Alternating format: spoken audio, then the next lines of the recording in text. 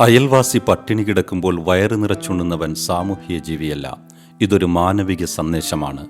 ഈ സന്ദേശം നമ്മുടെ ഹൃദയഭിത്തിയിൽ തൂങ്ങിയാടുമ്പോഴും നാം നുരഞ്ഞു പൊന്തുന്ന ആഘോഷത്തിൻ്റെ ലഹരിയിലാണ്. ലഹരി കെട്ടടങ്ങുമ്പോൾ ആ ജനാല തുറന്നൊന്ന് പുറത്തേക്ക് നോക്കുക. അവിടെ നിങ്ങൾക്ക് പച്ച മനുഷ്യരെ കാണാം. രാവും പകലും കൂട്ടിമുട്ടിക്കാൻ പെടാപ്പാടുപെടുന്ന നമ്മുടെ സഹോദരങ്ങളെ. തുച്ഛമായ വരുമാനത്തിൽ വെയിലും മഴയും മഞ്ഞും കൊണ്ട് വിശപ്പിനെതിരെ യുദ്ധം ചെയ്യുകയാണിവർ. നോക്കൂ, അവരുടെ കണ്ണുകൾ സഹായം ആവശ്യപ്പെടുന്നുണ്ട്. എങ്ങനെ പുറംതിരിഞ്ഞു നിൽക്കാൻ നമുക്ക് കഴിയും? ഈ ദൃശ്യചിന്തകൾക്ക് കർമാവിഷ്കാരം നൽകുകയാണ് ദുബൈയിൽ സേവന സന്നദ്ധ രംഗത്തുള്ള അഖ്മയും നേച്ചറും. എല്ലാവരുടെയും സഹകരണം പ്രതീക്ഷിക്കുന്ന ഈ പദ്ധതിക്ക് സാന്ത്വനം എന്നാണ് പേര് നൽകിയിരിക്കുന്നത്. നമ്മൾ ചെയ്യേണ്ടത് ഇത്രമാത്രം.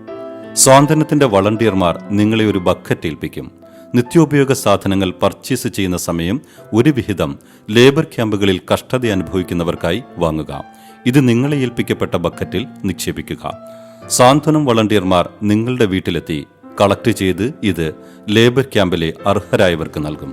അങ്ങനെ നാം കഴിക്കുന്ന ഭക്ഷണത്തിന്റെ രുചി മറ്റുള്ളവരിലേക്കും എത്തുകയാണ്. ഭൂമിയിലുള്ളവരെ കാരുണ്യത്തോടെ നാം നമ്മോട് ചേർത്താൽ ആകാശത്തുള്ളവൻ അവന്റെ അപാരമായ കാരുണ്യത്താൽ നമ്മെയും ചേർത്ത് പിടിക്കും. തീർച്ച.